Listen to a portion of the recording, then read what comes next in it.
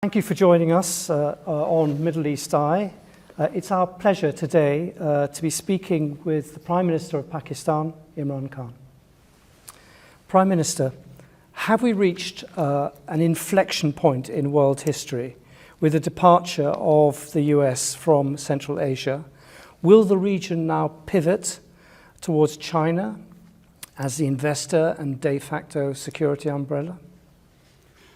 David, it's too early to say, right now, events in Afghanistan are still evolving. People like us don't know where it's going to go. But the US presence no longer there. There's obviously going to be a vacuum. Who's going to fill it? China is obviously the emerging power. But the way we look at it is that, and having spoken to all the regional countries surrounding Afghanistan, everyone thinks that this is a great opportunity because Afghanistan is the trade corridor between all our countries. Central Asian countries connected to Pakistan and the Indian Ocean through Afghanistan. It's a very important country in that way. And what we would really like is that it's no longer either you're in US camp or China camp. I feel that it should be what this whole region needs, economic ties, economic connectivity. That's what we are looking for.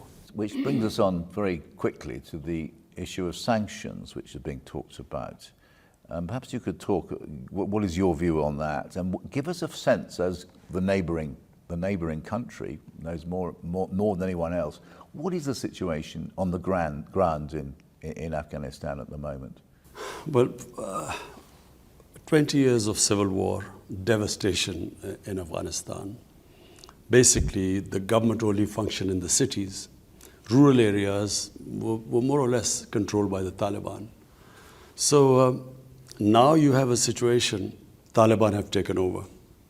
Now, I would imagine there is a lot of, when you come into power after 20 years, in our case, we came into power after 22 years, you have a lot of problem dealing with people who have given a lot of sacrifices, or different sacrifices for my party, but in their case, with blood.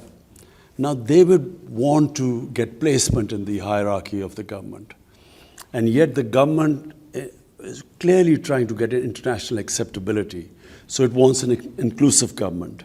It talks about human rights and not allowing its soil to be used for terrorism by anyone. And I think this is where the world, it's a critical point for Afghanistan. The world must engage with Afghanistan. Because if it pushes it away, within the Taliban movement, I would imagine there would be hardliners. And so it can easily go back to the Taliban of 2000, 20 years ago. And that would be a disaster. Because 20 years of the NATO presence, $2 trillion down the drain, hundreds and thousands of people dead. And if it reverts back to that sort of crisis, chaos there, fertile ground for terrorists like ISIS, which is actually a real worry for all of us, especially for Pakistan. I think that it would be a total waste. It would be, what has the US got to show after that 20 years? So therefore, a stable Afghanistan government, which can then take on ISIS, and believe me, Taliban are the best bet to get rid of ISIS. That is the only option left. Isolating them, sanctioning them is going to, apart from anything else, apart from the chaos, it is going to be such a huge humanitarian crisis. Half the population is below the poverty line. The UN thinks that by next year, 95% of the population will go below the poverty line. The government only depended, 75% of the government budget was foreign aid. So if they leave them like this, my worry is it could easily revert back to 1989 when the Soviets left and the US left, and 200,000 Afghans died in that chaos. And that's where Taliban emerged, in that chaos. So I think it's a critical time, and the US has to sort of really pull itself together because people in the United States are in a state of shock. It seems that they were imagining some sort of a democracy or nation building or liberated women, and suddenly they find Taliban back, and I don't think they have sort of found their feet as yet. There's so much anger and shock and surprise, but unless the U.S. takes the lead, we are worried here that chaos in Afghanistan, we are the country which will be affected more after that. What did President Biden say when you put these points to him, as I imagine you will have done? No, I haven't spoken to President Biden as yet. You haven't spoken to President Biden? Well, it's up to him. It's a superpower. You're the next door neighbour to Afghanistan. They've just spent it's in the situation you say. Whether the Americans like it or not, you have an immense influence on the country. And President Biden has not spoken to you. I find that absolutely astonishing. Our security chiefs have spoken. Our foreign minister has been in touch with the U.S. Foreign Secretary. But no, we haven't spoken. But we are in touch. All these things we have spoken to the U.S. that look. Are they listening to you? I think, at the moment, as I say, we're just watching the Senate hearing. There's shock in the U.S. They can't believe what has happened. They can't, because they were obviously misled. They were being told that democracy was coming and women are being liberated and this nation building and so on. They can't believe that Taliban are back in power, and most of all, that the billions of dollars spent on the Afghan army 300,000 Afghan army gave up without a fight. That's what they can't understand, because they were never given an accurate picture. I went to the US in 2008 and I spoke to the think tanks. Then there was Senator Biden and Senator John Kerry and Harry Reid. I spoke to them. I said, there will be no military solution. This is a quagmire. They talked about Iraq at the time. This was a much bigger quagmire. They didn't know the history of Afghanistan. So our army chief 2 years later went, General Kiani, he said the same thing to President Obama. He said, you're going to leave a big mess, we will have to deal with it, and you will not have a military solution. But unfortunately, I think they were led by the generals. And you know what the generals always say, what they've always said, give us more troops and we'll win, and more time. How do you assess how the Taliban have behaved since gaining power? I think, David, we have been so relieved, because we expected a bloodbath. And always when there's a civil war, a puppet government backed by foreigners like Soviets, like before them the British in the 19th century. When the Soviets left, there was a bloodbath. And we were fearing that in Kabul, when the Taliban came and, we thought there would be bloodletting of the sort of what happened after 1989. So it was peaceful transfer of power. So that was the best thing that happened. But also we felt that, we would be blamed for this. But because 300,000 troops surrendered without a fight, clearly we didn't tell them to surrender without a fight. So the ground realities were that Taliban had become a popular movement, especially in the rural areas. And that's why the army gave up without a fight. And secondly, the Ghani government was corrupt to the core. They were, firstly they were perceived as a puppet government, then corrupt. People, who was going to fight for them? But you haven't fully answered David's question there, which is, it hasn't been as inclusive a government as we hoped. It hasn't. Is not. Women's education remains a huge problem. I mean, the future of women's cricket in Afghanistan, that lovely success story of Afghan cricket, and yet women's cricket doesn't seem to have a role today. I mean, these are very serious things, and these are being watched in the West because people are saying. I mean, it's been weaponized, if you like, but it's also true, isn't it, that if you are an Afghan woman, your rights have gone back 10 years, 20 years. Two things separately. Number one, is it an inclusive government? Not right now, but Taliban have so far stated that it's a transitory government and they want to include other people. What they have stated is that they will not include anyone from the former regime of Ghani. And really, they need an inclusive government because Afghanistan is a diverse society. It has mainly Pashtun, 50%, then there's huge Tajik minority. And I have tried my best with the Tajikistan president somehow to get them together. Then there are Uzbeks there, and Uzbekistan is trying to sort of get them together. So the neighbors are interested that they all form an inclusive government, so it's a stable government. About women's, please remember, Kabul, the women always had, the culture in Kabul for women was different to the rural areas. In the rural areas, women's lives hasn't changed. This is how they lived, it's a culture. It'll probably take time to evolve. The main issues in Kabul itself. And Kabul, if you went there 50 years ago, the Kabul culture was different to the rest. Now, my contention is that rather than forcing Taliban, to do this and include so and give the women, they have said that they will give women education. They have said that they will allow them to go to jobs. In the Islamic culture, I don't think they should be pushed to the point where there is clearly within the Taliban sort of the ground soldiers, who have a certain concept. You don't want to push them to a point because they don't have such clear leadership who can order them. And so I would imagine they would have problems from within. So give them time. They have made the right statements. We have no other option. What else are we going to do? If we sanction them, there's going to be the biggest humanitarian crisis in Afghanistan. Chaos there.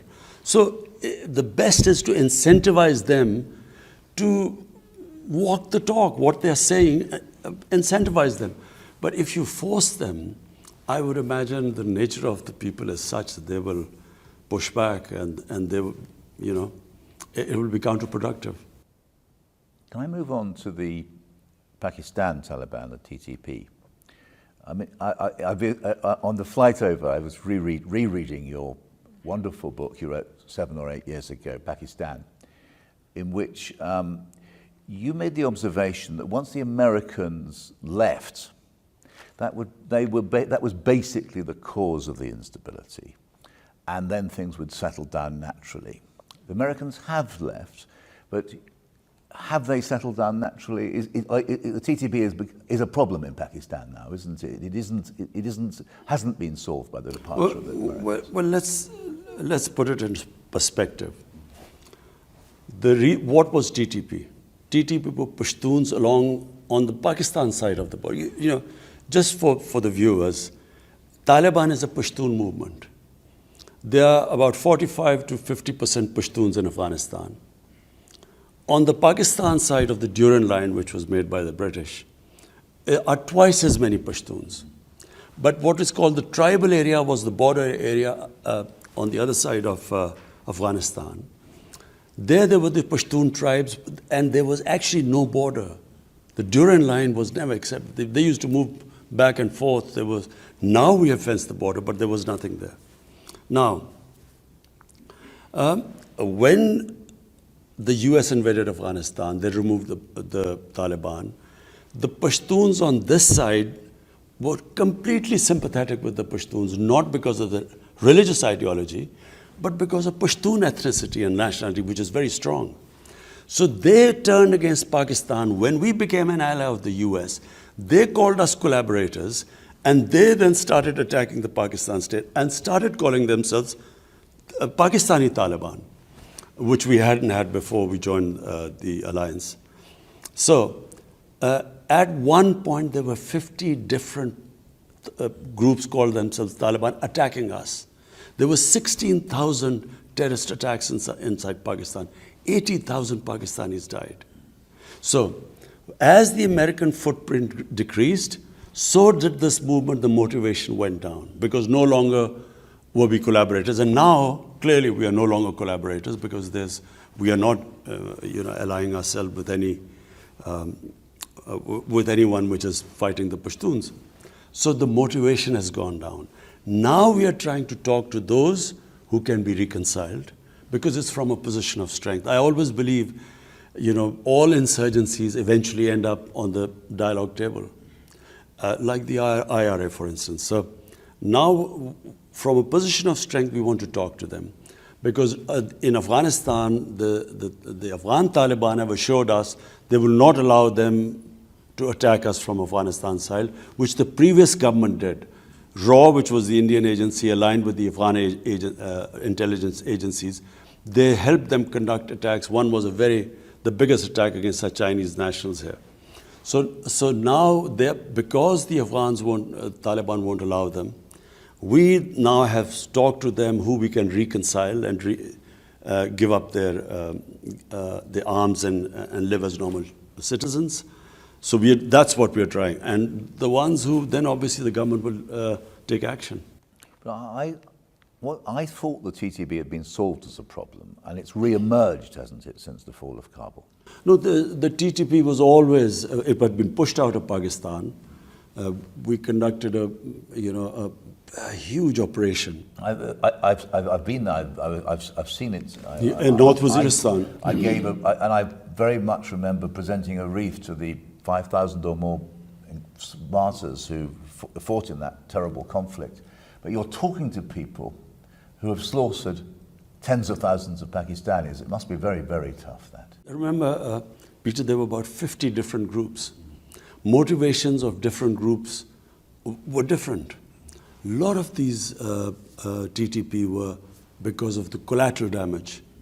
In the Pashtun culture, in the code of honor, if a family member is killed by someone, they have to take revenge. And to take revenge, they used to join the other side. And there were 480 drone attacks in our tribal areas. Imagine the collateral damage that caused. And secondly, the military operations in a tribal area. Whenever army goes into civilian areas, there's collateral damage. In my opinion, in Afghanistan, the Afghan Taliban, one of the Afghan ambassadors told me here, he said most of the Taliban in Afghanistan who became Taliban were because of the collateral damage, night raids, aerial bombardment. Exactly the same situation was here. What is your view of the American use of drones now in Afghanistan? I think it is the most insane way of fighting terrorism. How do you, doing a drone attack in a village, mud huts, and expecting that there won't be other casualties. And a lot of times the drone attacks targeted the wrong people on wrong information. As we saw immediately after the fall, that terrible event immediately after the liberation or the fall, how you carried it. Well, Peter, one of the reasons which sparked off, there were two attacks which sparked off insurgency, so-called Pakistan Taliban. One was in 2004 where they bombed some people who they thought were militants but were actually our own tribal people. And the next day they bombed the funeral where there were a lot of people gathering, and that's what sparked off anger there. Then they bombed, killed 80 people and said that they were all terrorists. They announced that they had killed 80 people. Turned out they had bombed a school and 80 children had been killed. So, and then a few days later, one of the parents then did a suicide attack in one of our army academies and killed 50 recruits. I've been there, yeah. And this is how it just multiplied. So, the more collateral damage, the militants grew. And exactly same thing happening, night raids, humiliations, going into people's houses, not knowing their culture, and then aerial bombardment. So the Americans say to you, can we have a base in Pakistan to launch attacks on ISIS? What will you say? I think that they don't need a base here because we do not want to be part of a conflict again. Pakistan was the biggest collateral damage of Afghanistan.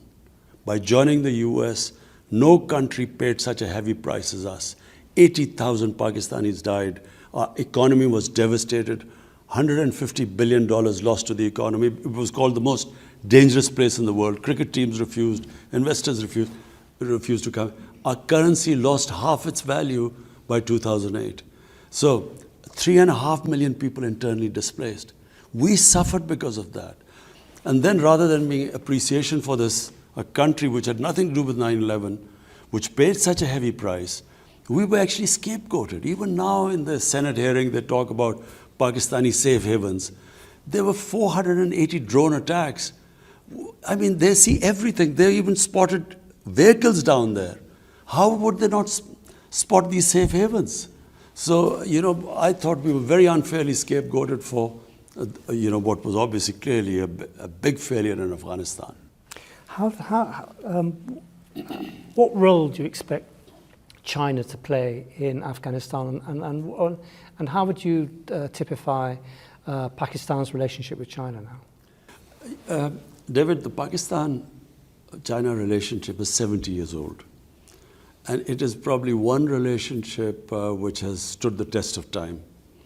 I mean, in all our ups and downs, China stood with us.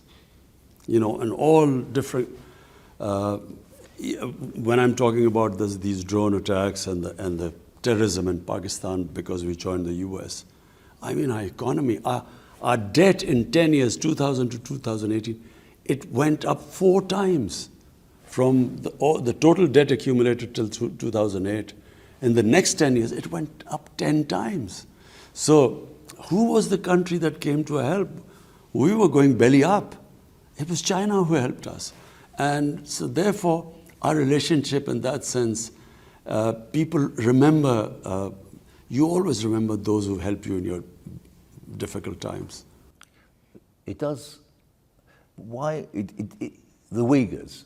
I mean, there's no question that you are a senior Muslim leader, global, and you have been silent about what, at the very least, is a serious suppression of a Muslim minority in a neighboring country.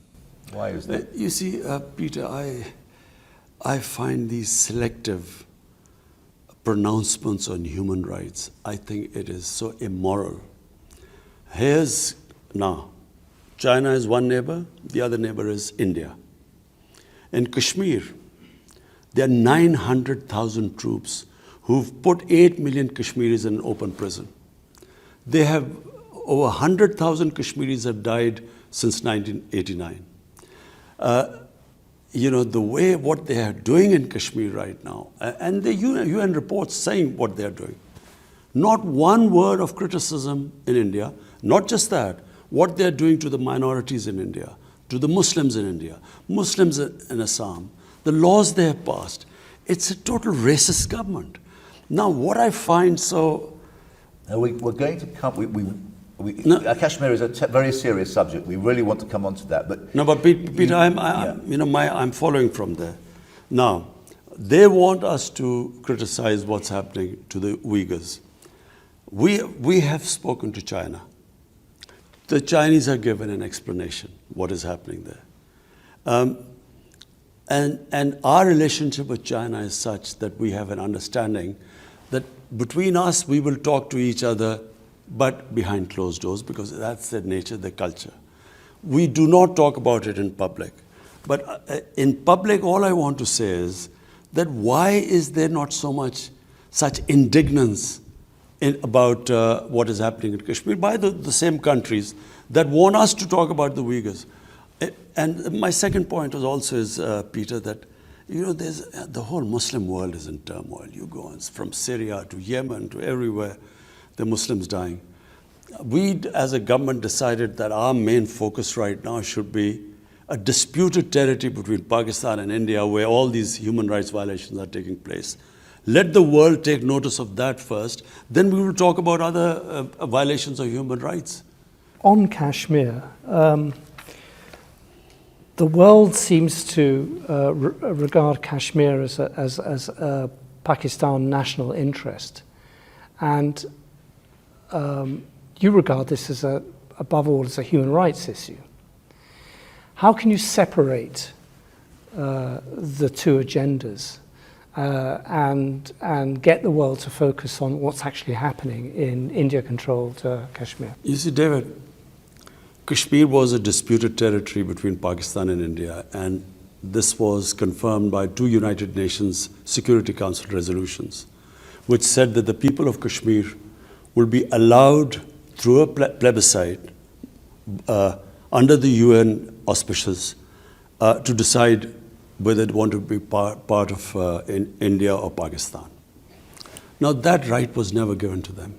But worse, in 2019, 5th August, they had the special status until this right of self-determination was given to them. They took away the special status. And they clamped down on them by sending these 90,000 troops there. And basically, Kashmir is an open prison. Now, our problem is that we are not now talking about it as a territorial issue.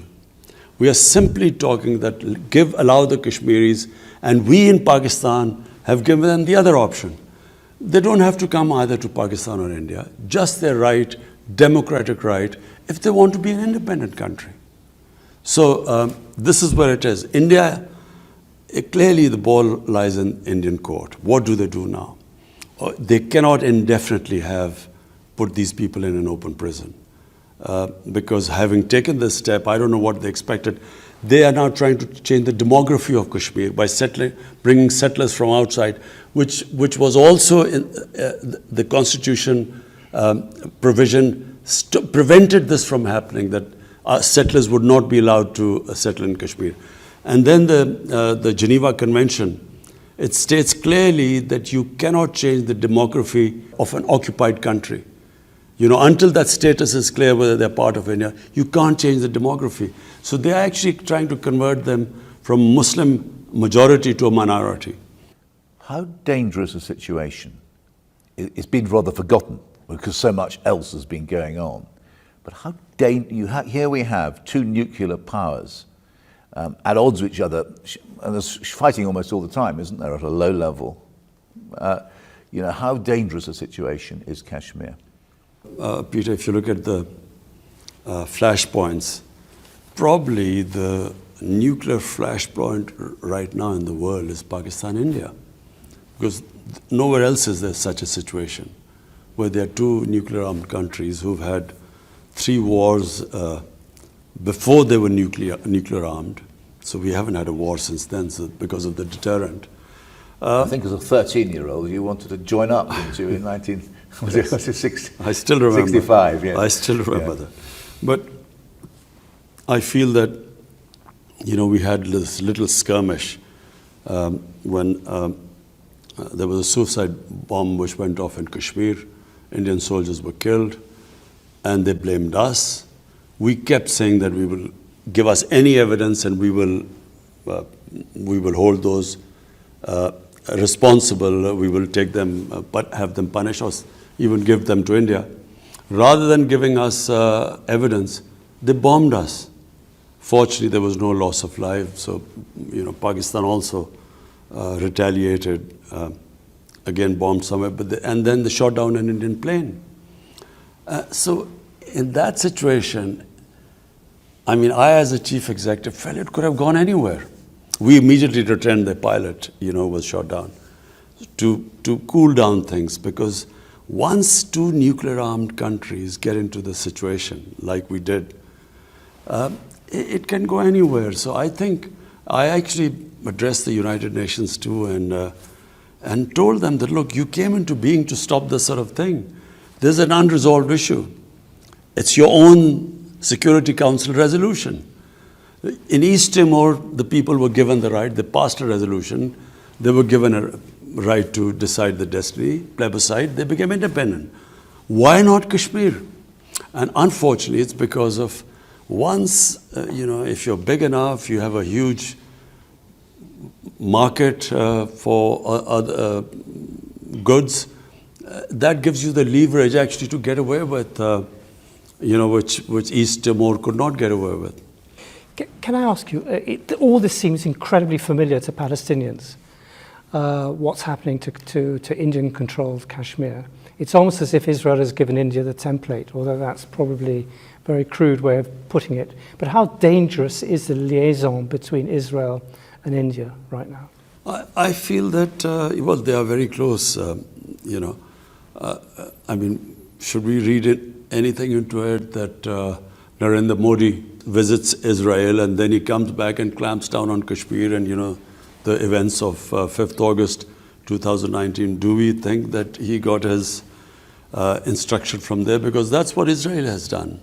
They have just built such a strong security apparatus and they just crush anything.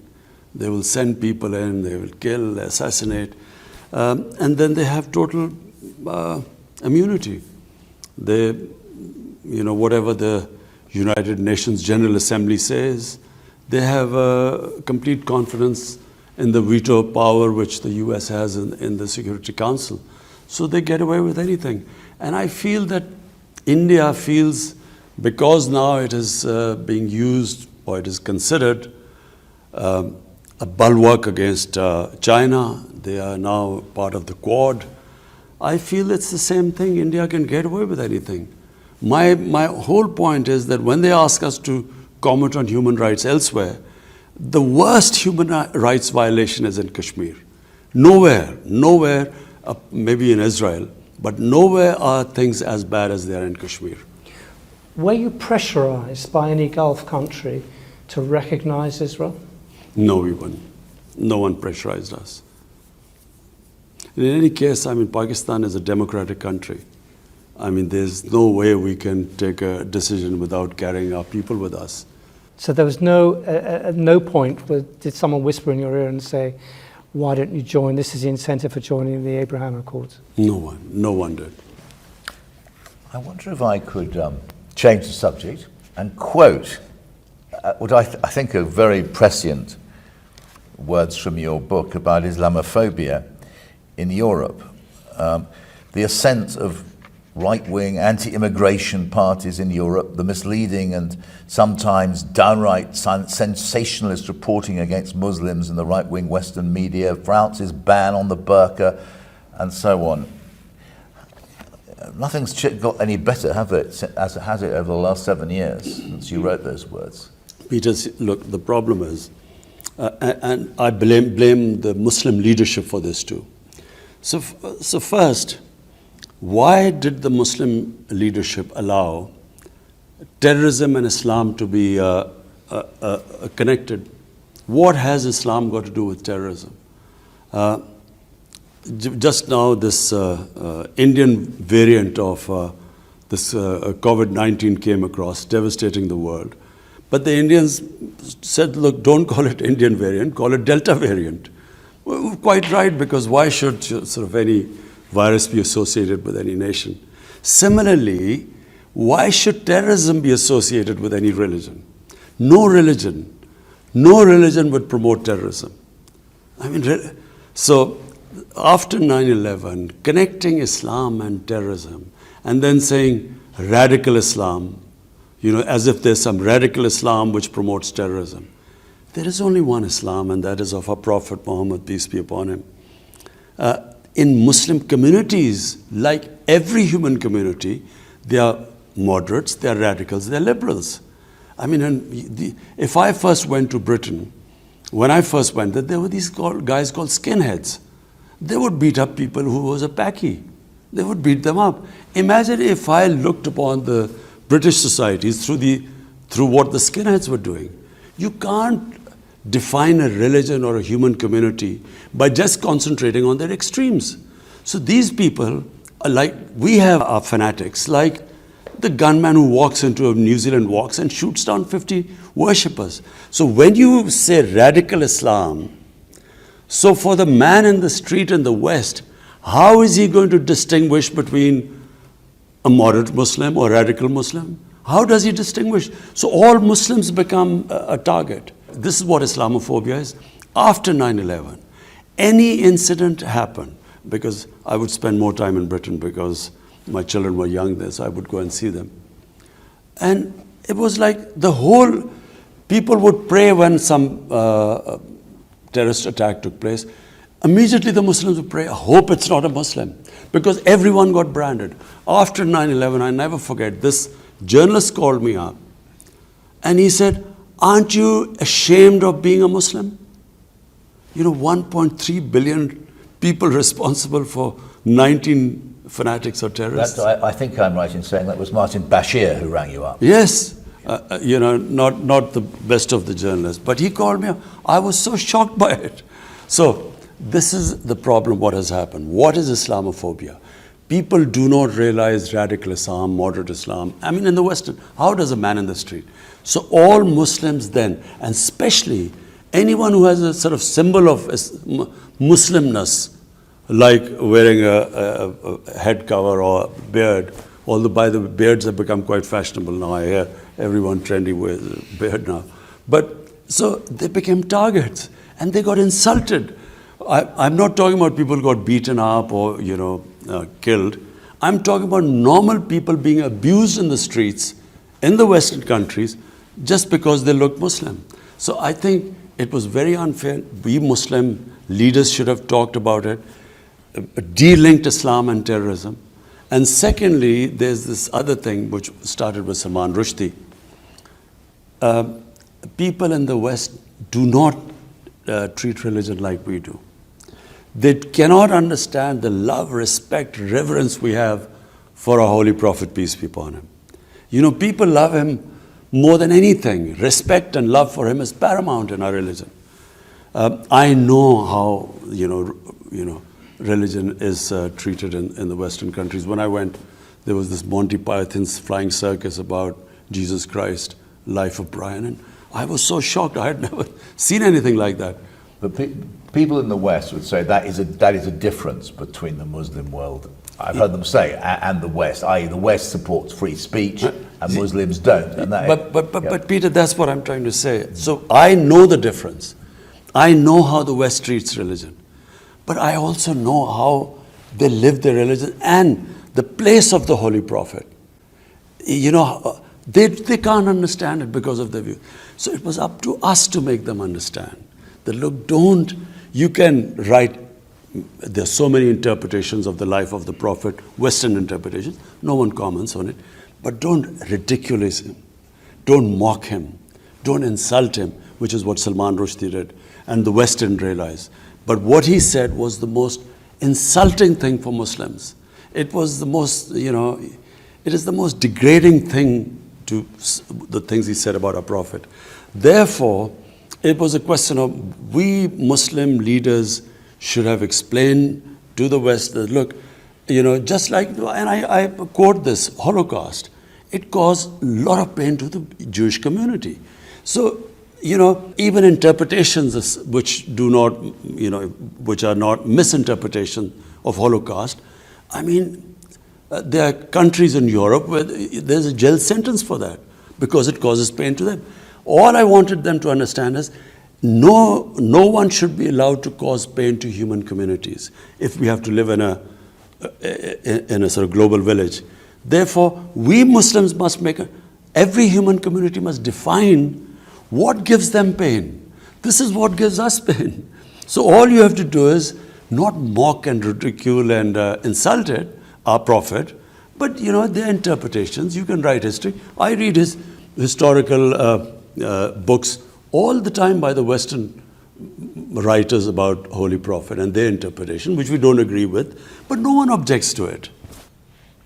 But it's not just skinheads beating up Muslims, in your phrase. It is Emmanuel Macron using Islamophobia to outflank the extreme right in France. That's a big step up from what's happened before. You see, I feel that President Macron doesn't really understand, how is he going to deal with the Muslim community there. Unless he understands that, there will be this vicious cycle. There will be someone who will, again, as I said, insult our Prophet.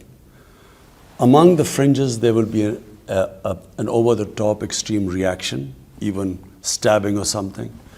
That then will raise outrage in the French society saying, look at these people, they don't understand our freedom of expression is like a religion.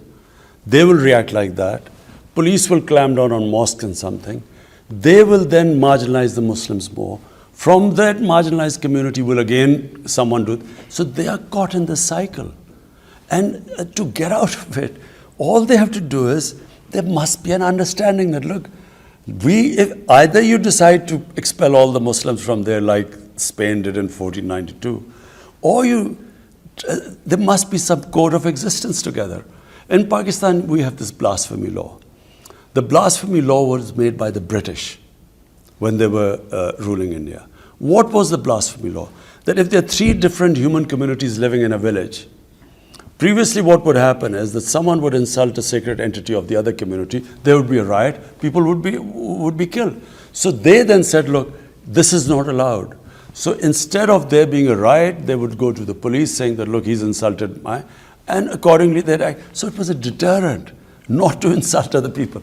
There has to be some sort of an equilibrium in the French society. Otherwise, my worry is that this cycle will keep going on and on. I know you've been very generous of our time. Can we ask 2 more questions? The first is climate change. We've got the big conference, I think it's next month in London. Will you be going? I'm planning to go. And what will be your message at this? I mean, many people say this is the last chance to save the world from some cataclysmic disaster. Do you agree with that? Peter, some of us, who've lived by nature, because I grew up, really where I lived was like a village, outdoors. It's now almost central Lahore. It is now. Zaman Park. It is. You can't sit outside it. It's like on the edge of a motorway. And then all my hobbies were, I would love trekking. Pakistan has the most beautiful trekking in the world. And then I loved this. In the winter, I loved partridge shooting, which was a beautiful time here. And so my life was outdoor. And then cricket outdoors on, beautiful grounds. People like us saw this change coming. You could see gradually the temperature getting warmer. And people in the villages, people who live by nature, also sense this. Maybe 20 years ago, you saw this happening. But the world, I think, in the last 2 years, have suddenly discovered these strange weather patterns. And countries affected, like I'm in Germany, look at what happened in Germany and so on. So, and the fires that are in California, Siberia, and Mediterranean countries. So, people have begun to realize that we are really now, the human survival instinct has, I feel, kicked in. They are realizing that if we keep going at this rate, things are just going to keep getting worse. And therefore, the emergency. My only worry is that the countries that are responsible for these carbon emissions are the developed industrialized countries. They are the ones who are really responsible for the high percentage of emissions. But I feel that they are making the right noises, but they are not willing to take the hard decisions because it is going to be difficult. When you change to renewables, it's going to be difficult, a little painful. Already they are talking in Europe about, the gas prices going up and so on. So I think that unless and until they walk the talk, what they are saying, they then, do it. They put their money where their mouth is. It's not going to happen because when you worry about your elections, you worry about unemployment. And with Donald Trump, he was quite forthright. He didn't even hide behind any euphemisms. For him, progress, growth rate, jobs were more important than climate. Now, unless climate becomes more important than this, I'm afraid we will have a lot of conferences, but for electoral purposes, people will make the right noises. But what do you want COP26? I think it's COP26 to do. Well, for a start, look, it has a financial cost. If you want to really make an impact, you have to spend money on that. So clearly, countries like us, we're punching above our weight. We're planting 10 billion trees in this country. 10 billion now. 10 billion. We started 1 billion. We achieved that. We planted 2.5 billion right now. We are on our way to 10 billion. And then we are cutting down, we had coal power plant in the schedule. We scrapped that. And there's one going, which if we get some funding, we're willing to change that to renewables. And then we're trying to preserve, we're making different ways of preserving, our water supplies and increasing our oxygen, cleaning our rivers. Whatever we do, unless the richer industrialist countries, unless they take steps, I'm afraid, we don't, our contribution to emissions are negligible, about less than 1%. To move on, finally, apparently you used to be a cricketer. England, the ECB cancelled a 5-day tour of Pakistan against the advice of the British High Commissioner, apparently. What was your reaction, given that all that Pakistan had done for English cricket in the last 2 years of those 2 tours, they come to the rescue during COVID, and then the English Cricket Board just cancels with no real... what did you make of that? What message did that send? Well, I've seen the evolution of Pakistan-England cricket ties over the years and with the other countries.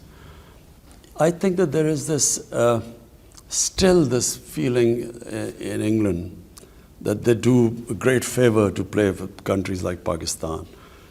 One of the reasons is that obviously the money is a big player now for the players as well as for the cricket boards. Indian cricket board now is the richest cricket board in the world. The money lies in India. So India basically now controls world cricket. I mean, they do whatever they say go. No one would dare do that to India because they know that the sums involved, India can sort of produce much more money. So therefore, I felt that I think England let itself down. I didn't criticize, I didn't say anything. But I think England let themselves down because I expected a bit more from England. I did not expect them, just unilaterally without even consulting anyone. And of course, the biggest worry of protection of the foreign teams is for us. Imagine if something happens in Pakistan to a team, we are responsible. And we have one of the best intelligence agencies in the world. So I checked thoroughly. We had completely secured everything. I mean, even the New Zealanders, they got scared and they left. But in the end, I didn't really comment on it. I think the teams let themselves down. I think New Zealand let itself down by just from the stadium cancelling a tour on something which we know was a fake news which was initiated by some Indian through Singapore. We know that. And, they got worried and they left. And then England, without even consulting anyone, they left. I think England let themselves down. And let Pakistan down too, because it's very important, isn't it, that after the terrible events a decade ago with the Sri Lankan team, that you've had this long period of coming back to world cricket, and then suddenly at the very last minute for England to turn their back on you, it was a kick in the teeth. It was disappointing, but I think England should analyze what they've done, the England team. They should ask themselves the question. What would they think if some country did that to them? That when they were finally, and they had gone to that country in difficult times when no other team would tour, and Pakistan went to England at that time when there were COVID restrictions. And then, how would they have felt if it had happened to them? Thank you very much, Prime Minister.